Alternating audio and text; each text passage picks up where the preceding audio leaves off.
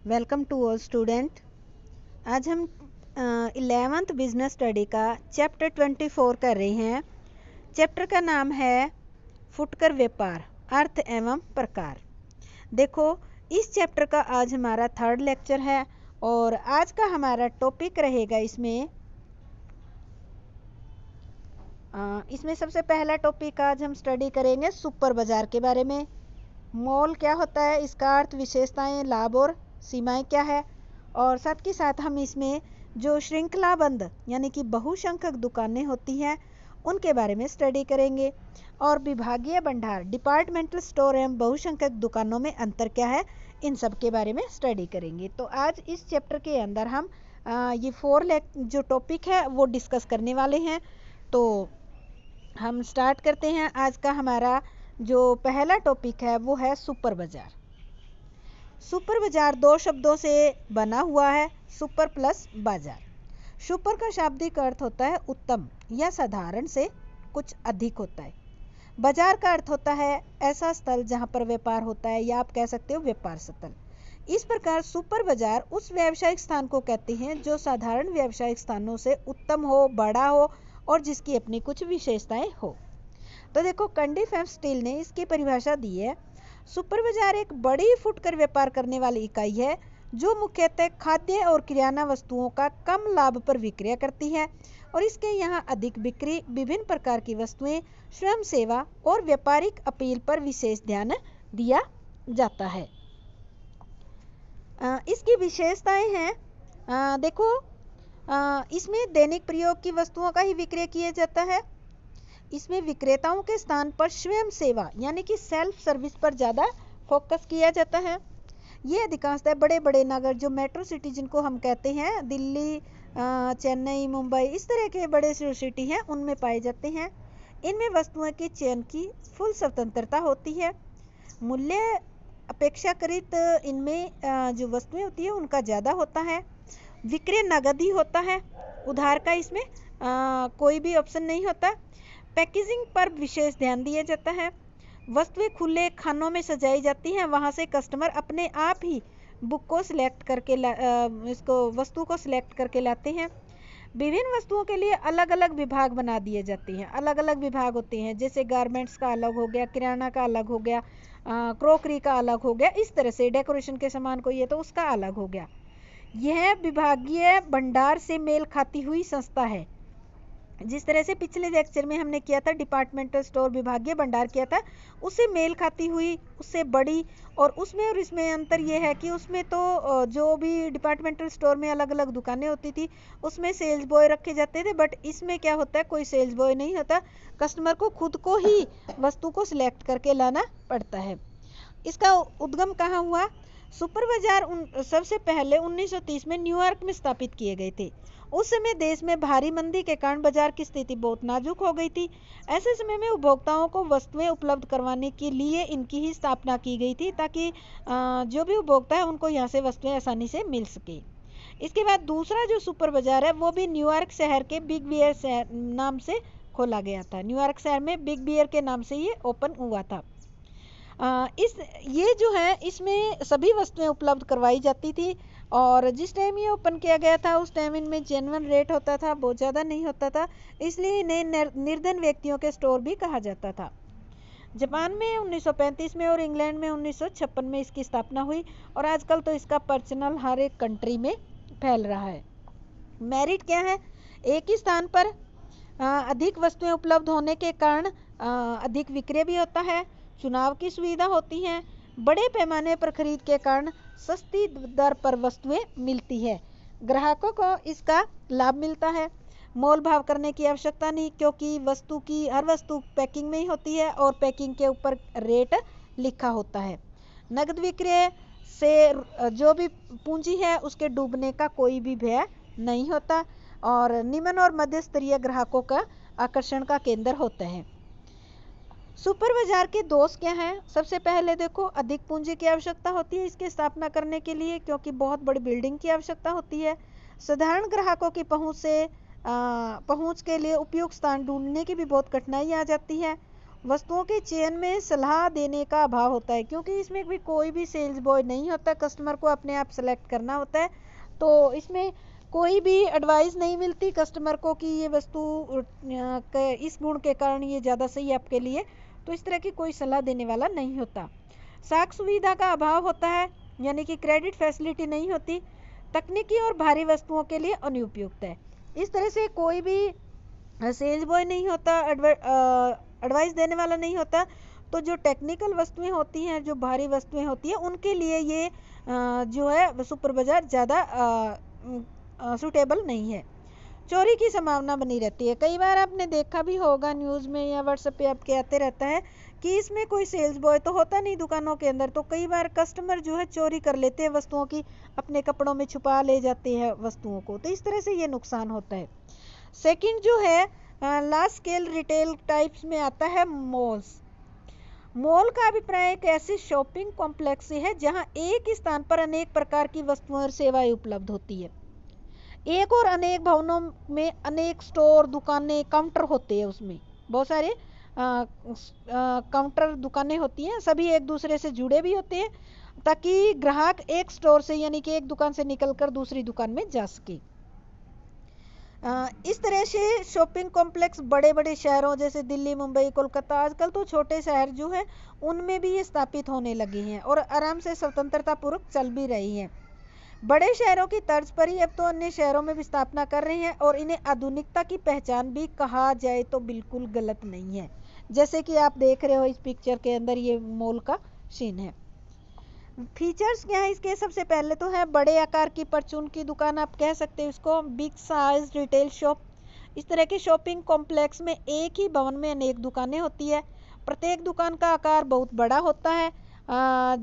इसको आप बहुत बड़ी परचून की दुकान भी कह सकते हो। अनेक सेवाएं, मल्टीपल सर्विसेज, इसमें ग्राहकों को वस्तुओं के साथ साथ अनेक सेवाएं भी दी जाती है, जैसे कि मनोरंजन, भोजन की सेवा, इस तरह की। और सेंट्रल लोकेटेड मॉल की स्थापना ऐसे स्थान पर की जाती है जहां सभी लोग आसानी से आ जा सके, साधन आ जा सके, ऐसी जगह पे स्थापित किया जाता है।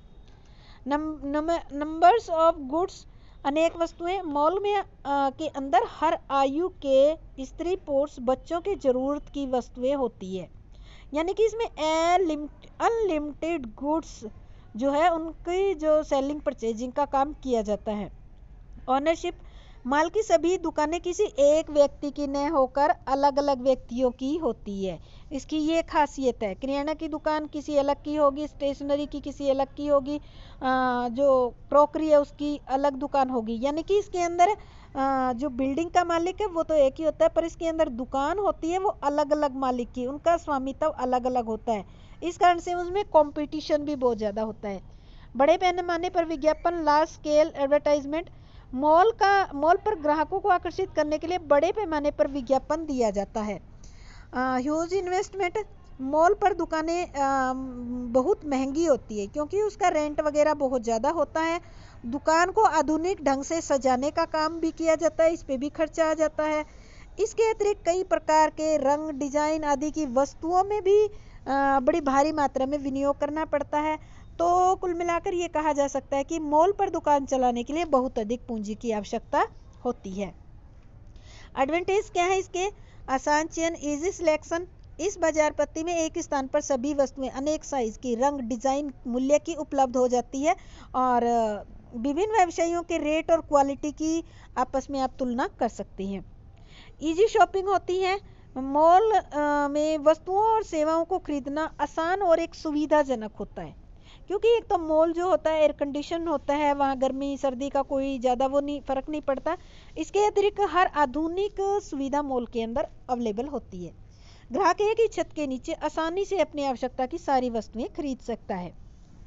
कैश सेल्स, मॉल पर जो बिक्री होती है वो टोटली कैश में होती है, तो इसलिए पूंजी के फंसने का डर या डूबने का डर भी नहीं होता।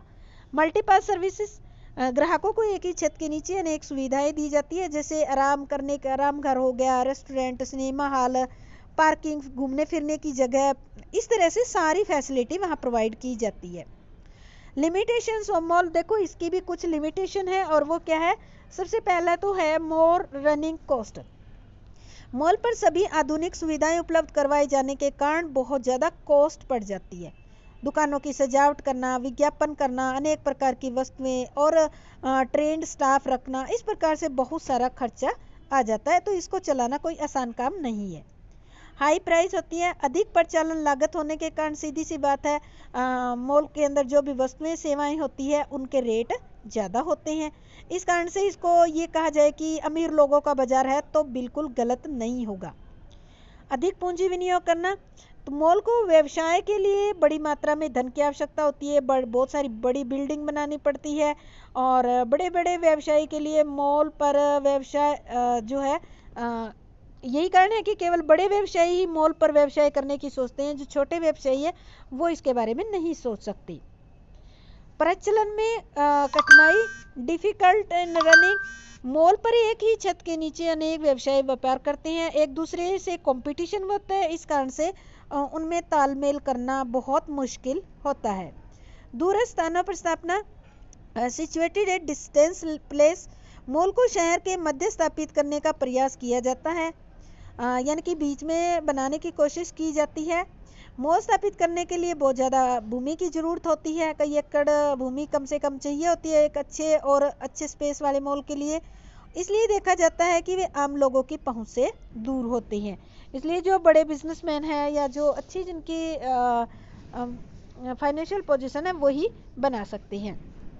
अब आते हैं 4th नंबर पे आता है आपका श्रृंखलाबंद स्टोर, यानी कि चैन स्टोर या जिनको मल्टीपल शॉप भी कह सकते हो। इसका मतलब मल्टीपल शॉप का मतलब होता है कि इसके अंदर एक ही प्रबंधक के अधीन एक समान वस्तु को बेचने वाली बहुत सारी दुकानें होती है। ध्यान रखना, यहाँ एक प्रबंधक, ठीक है, एक समान वस्तु को बेचने वाली बहुत सारी दुकानें होती है। ये दुकानें एक शहर में अनेक स्थानों पर अनेक शहरों में होती है, यानी कि एक ही वस्तु होगी, एक ही जैसी होगी, उनकी डेकोरेशन भी लगभग एक जैसी ही होगी और ये शहर के अलग अलग कोनों में या अलग अलग शहरों में होती है। वस्तुओं का निर्माण एक ही स्थान पर किया जाता है और मध्यस्थों को समाप्त करने के लिए निर्माणकर्ता स्वयं अपनी ही दुकानें खोल देते हैं और ग्राहकों को आकर्षित करने के लिए मूल्यों में समानता रखते हैं कि अगर आपके पास में अगर कोई ऐसी शॉप है तो वहाँ से खरीदोगे तो उसी रेट पे वहाँ से मिलेगी और अगर बाहर से दूसरे शहर में जाकर खरीदोगे तो सेम रेट पे ही दूसरे शहर में मिलेगी।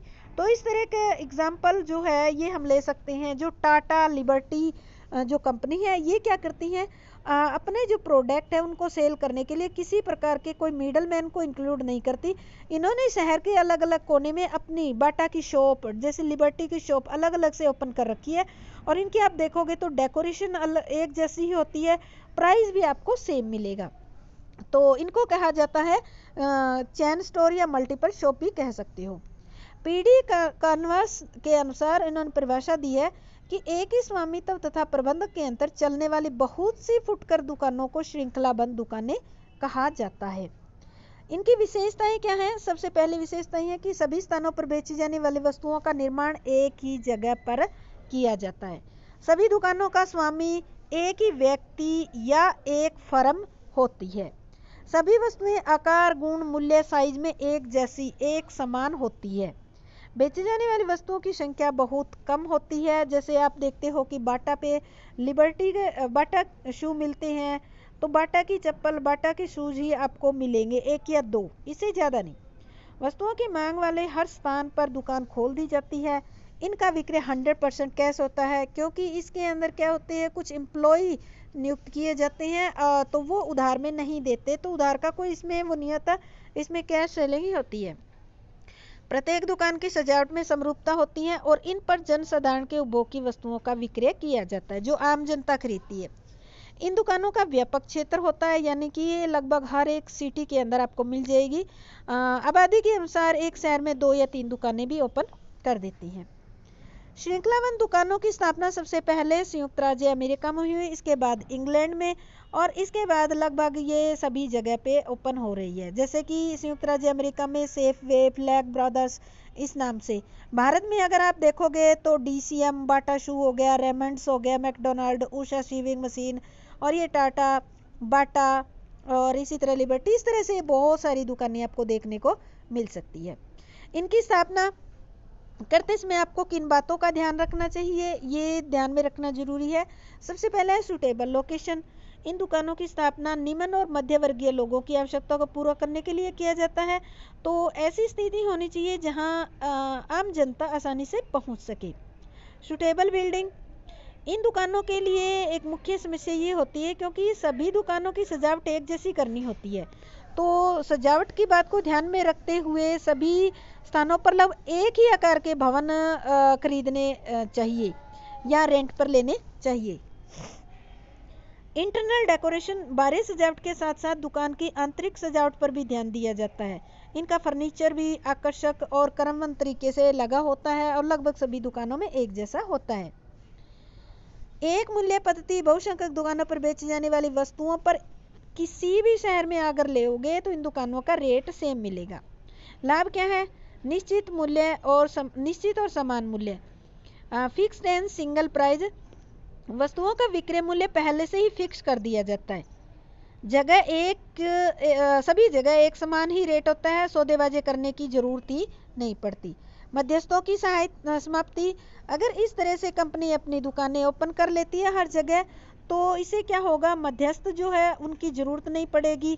तो मध्यस्थों को जो कमीशन दिया जाता है वो नहीं देना पड़ेगा, इसलिए प्राइस जो है जेन्युइन रहेगा। सामूहिक विज्ञापन, प्रत्येक दुकान के लिए अलग अलग विज्ञापन करने की भी जरूरत नहीं है। एक साथ विज्ञापन करेंगे तो वो सभी दुकानों के लिए फायदेमंद साबित होगा, तो लागत भी कम आएगी। पैमाने की मितव्ययता, इकोनॉमिक्स ऑफ स्केल, ये कथन सत्य है कि जैसे जैसे उत्पादन का पैमाना बढ़ता जाएगा लागत कम होती जाएगी और बहुसंख्यक दुकान पद्धति में उत्पादन बड़े पैमाने पर होता ही है। इससे बहुत सारी बचतें भी स्टार्ट हो जाती है। जनता में ख्याति, गुडविल इन पब्लिक, सभी दुकानों पर आकार, गुण, मूल्य, सभी वस्तुएं उपलब्ध होने के कारण जनता में इनके प्रति विश्वास बढ़ जाता है और लोग दूर दूर से इन दुकानों पर वस्तुएं खरीदने के लिए आते हैं। या हम कहें कि एक ही शहर में कई जगह दुकानें होने का कारण लोगों को दूर नहीं भी जाना पड़ सकता, ये भी आप कह सकते हो। इसके बाद है समान सुगमता से पहचान, इजी टू रिकॉग्नाइज, बड़े दुकान की बाहरी और आंतरिक सजावट एक जैसी हो, प्रत्येक दुकान की बाहर की और अंदर की सजावट एक जैसी होती है, तो एक साधारण से साधारण व्यक्ति केवल देखकर ही इनको पहचान सकता है। माल के हस्तांतरण की सुविधा, facility of transfer of goods, एक ही प्रबंधक के अंतर्गत अनेक दुकानें होती है। यदि कोई वस्तु एक दुकान पर नहीं बिकती तो उसे किसी दूसरी दुकान पर हस्तांतरित करके खराब होने से बचाया जा सकता है। निःशुल्क मरम्मत सुविधा, प्री रिपेयर फैसिलिटी, ग्राहकों को एक निश्चित समय तक वस्तुओं की खराबी से संबंधित गारंटी दी जाती है और अगर समय से पूर्व उस वस्तु में कोई खराबी आ जाती है तो उसको मुफ्त में ठीक करके दिया जाता है गारंटी पीरियड के अंदर।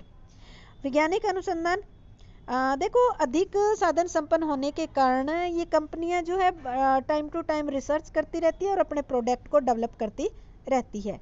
डीमेरिट ऑफ मल्टीपल शॉप, अधिक पूंजी, ह्यूज अमाउंट ऑफ कैपिटल, देखो बड़े पैमाने पर व्यापार होता है, अलग अलग शहर में दुकानें खोलनी होती है तो इसलिए इसमें बहुत ज़्यादा पूंजी की आवश्यकता होती है। उधार बिक्री नहीं होती इसमें क्योंकि उधार की कोई प्रथा ही नहीं है इसमें, इसलिए जिन लोगों को उधार की आदत होती है वो इन दुकानों पर नहीं आते। या हम ये कह सकते हैं कुछ उपभोक्ताओं की क्रय शक्ति कम होने के कारण भी उधार माल खरीदने में वो विश्वास रखते हैं, तो ऐसे लोग यहाँ नहीं आएंगे। इससे समाज का एक वर्ग जो उधार खरीदता है या जिनकी आर्थिक हालत थोड़ी कमजोर होती है वो असंतुष्ट रहते हैं। सीमित चुनाव की सुविधा, लिमिटेड सिलेक्शन फैसिलिटी, बहुसंख्यक दुकानों पर एक या दो प्रकार की प्रमापित वस्तुएं ही बेची जाती है। अलग अलग रुचि वाले ग्राहकों को मनपसंद वस्तुएं नहीं मिलती। उदाहरण के लिए यदि हम डीसीएम की दुकान में कोई वस्तु खरीदने जाएंगे तो वहां केवल आपको डीसीएम के कपड़े ही मिलेंगे, किसी और कंपनी के नहीं मिलेगी। घर पर सुपुर्दगी नहीं, नो होम डिलीवरी फैसिलिटी, इन संस्थाओं के द्वारा घर पर होम डिलीवरी की कोई फैसिलिटी नहीं होती। मांग में परिवर्तन से भारी हानि, heavy loss due to change in demand, बहुसंख्यक दुकानों पर बिक्री के लिए उत्पादन बहुत अधिक मात्रा में किया जाता है और यदि किसी समय बाजार में वस्तुओं की मांग कम हो जाती है, फैशन चेंज हो जाता है, तो इन कंपनियों को अगर हानि होती है तो हानि भी बहुत होती है और लाभ होता है तो लाभ भी बहुत होता है, दोनों काम होते हैं। व्यक्तिगत संबंधों का अभाव, लैक ऑफ पर्सनल रिलेशन, उपभोक्ता और संस्था के जो रियल ओनर होते हैं उनके मध्य जो है कर्मचारी होती है। परिणाम स्वरूप उपभोक्ता की शिकायतों का सुझाव उन ओनर तक नहीं पहुंचता, तो उपभोक्ताओं का विश्वास संस्था से उठने भी लगता है कई बार और बिक्री में भी कमी आ जाती है। सफल नियंत्रण प्रणाली का अभाव, lack of successful control system. इस प्रणाली के अंतर्गत दुकानें दूरस्थ स्थानों पर बिक्री होती है जिसके कारण कंट्रोल में असुविधा होती है। दीर्घकाल में एकाधिकार, बहुसंख्यक दुकानों पर बिकने वाली वस्तुएं अच्छी क्वालिटी की होती हैं, इस कारण लोगों का विश्वास भी जम जाता है। इसका परिणाम ये होता है कि एकाधिकार की प्रवृत्ति के दोष पनपने लग जाते हैं और कुछ समय बाद ये ग्राहकों से मनचाहा कीमत भी वसूलने लगते हैं। छोटे निर्माताओं को भय, देखो फियर टू स्मॉल मैन्युफैक्चरर। अपनी मूल्य एकरूपता, अच्छे गुणों वाली वस्तुओं के कारण धीरे धीरे ये संस्थाएं लोगों के दिलों में जगह बना लेती है। इससे क्या होता है, छोटे निर्माता है वो इनसे कंपटीशन नहीं कर सकते और वो घबराने लग जाते हैं, उनके अस्तित्व को खतरा पैदा हो जाता है। 10th है स्वतंत्रता का अभाव, लैक ऑफ फ्रीडम। बहुसंख्यक दुकानों के कर्मचारियों को मुख्य कार्यालय के आदेश के अनुसार कार्य करना पड़ता है, वे अपनी ओर से कुछ भी नहीं कर सकते। यही कारण है कि जिसकी वजह से ग्राहकों के साथ प्रिय व्यवहार नहीं बन पाता। कर्मचारी इस बात से नाराज भी होने लगते हैं, वे अपने नजदीक व्यक्तियों को कोई छूट नहीं दे सकते। जैसे अगर लिखा हुआ है 99 तो 99 का वो 95 पे भी नहीं दे सकते, क्योंकि उसमें जो प्राइस दिया होता है उसी के अकॉर्डिंग उनको पेमेंट लेनी होती है। इस प्रकार कई बार क्या होते हैं कि जो कर्मचारी होते हैं उनको स्वतंत्रता नहीं होती। भारत का पूर्ण विकास न होने के कारण अन्य देशों में भी बहुसंख्यक दुकानों की स्थापना में कमी है अन्य देशों की अपेक्षा, क्योंकि विदेशों में बहुत सारी ऐसी दुकानें हैं, इंडिया में भी अभी बन रही है, अच्छा विकास हो रहा है। ऐसी बात नहीं है कि इंडिया में नहीं है, इंडिया में भी है। अब आता है विभागीय भंडार और बहुसंख्यक दुकानों में अंतर।